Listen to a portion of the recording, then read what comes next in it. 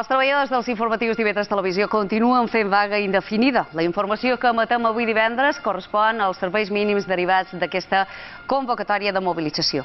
L'objectiu de la vaga, vos ho recordam un dia més, és que les empreses CBM, Videoreport i TCA, subcontratades per IV3, no tirin endavant amb els seus respectius i propis plans d'acomiadaments que afecten els treballadors dels informatius públics.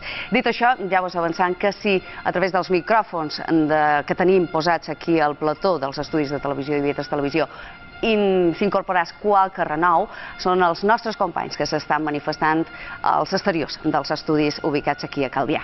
Dit això, arrencam aquest informatiu. A despertar, empieza tu rutina.